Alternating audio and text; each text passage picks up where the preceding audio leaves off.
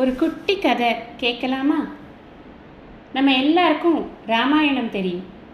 ராவணன் சீதையை கடத்தி கொண்டு போய் அசோகவனத்தில் சிறை வைக்கிறான்.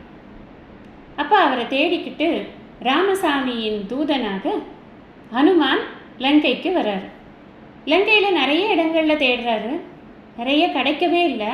சோர்ந்து போய் ஒவ்வொரு இடமா பார்த்து பார்த்து கடைசியில் அசோகவனம் அப்படிங்கிற இடத்துக்கு வர்றார். அங்கே சீதா பிராட்டி சிம்சுபா மரத்துக்கு அடியில் அமர்ந்திருக்கிறாள் அப்படிங்கிறத பார்த்துடுறாரு. அப்போ கொஞ்சம் நேரம் அப்சர்வ் பண்ணுறார், என்ன பண்ணுறாங்க, எப்படி இருக்காங்க அப்படிங்கிறதெல்லாம் உள் வாங்கிக்கிறார். அந்த இடத்தோட சூழ்நிலையெல்லாம் வாங்கிக்கிறார்.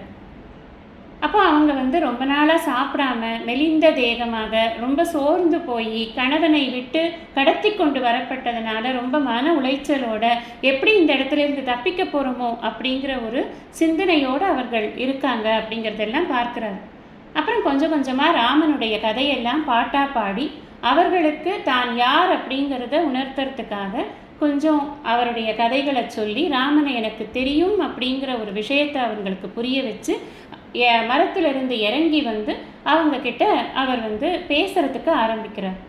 அப்போ அவங்கக்கிட்ட கேட்குறாரு, அம்மா நீங்கள் எங்கேயான இந்த பக்கங்கள்லாம் போவீங்களா, எப்படி சாப்பிட்றீங்க, எப்படி நீங்கள் இங்கே உயிர் வாழ்ந்து கொண்டிருக்கீங்க, இந்த இடத்த பார்த்தாலே ரொம்ப பயங்கரமாக இருக்கே, அந்த ராவணன் வேற உங்களை ரொம்ப கொடுமைப்படுத்துவானே அப்படின்னு ரொம்ப அக்கறையாக அவர் விசாரிக்கிற போது சீதா பிராட்டி சொல்கிறாங்க, நான் இந்த இடத்த விட்டு எங்கேயுமே போகிறதில்லை. என்னுடைய உயிரை காப்பாற்றுறது எதுன்னு உனக்கு தெரியுமா?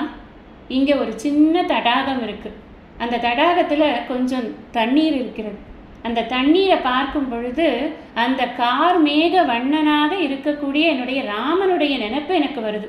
அதனால் நான் அந்த தண்ணீரை தான் கொஞ்சமாக பருகி என்னுடைய உயிரை நான் இறுக்கி பிடிச்சி கொண்டிருக்கிறேன். அந்த ராமன் என்னை கூட்டி கொண்டு போகணும் அப்படிங்கிறதுக்காக தான் நான் இருக்கேன் அப்படின்னு அம்மா சொல்லுவாங்க. இதை கேட்ட அனுமாருக்கு கண்ணில் ஜலமே வந்துடும். ஆஹா, இப்படி அம்மா கஷ்டப்படுறாங்களே அப்படின்னு. இந்த கதையில் நமக்கு ஒரு விஷயம் தெரியுது. நமக்கு தண்ணீர் உணவு சமைக்கவும் பயன்படுறது, உணவாகவும் பயன்படுறது. சீதா பிராட்டிக்கு உணவாகவே தண்ணீர் இருந்திருக்கிறது அப்படின்னு தெரியுது இல்லையா?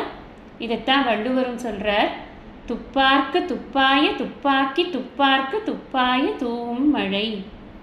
தண்ணீர் உணவு சமைப்பதற்கும் உணவு பொருளாகவும் உபயோகப்படுகிறது அப்படின்னு. அதனால் தண்ணீரை ஒரு நாளும் நம்ம வீணாக்கவே கூடாது.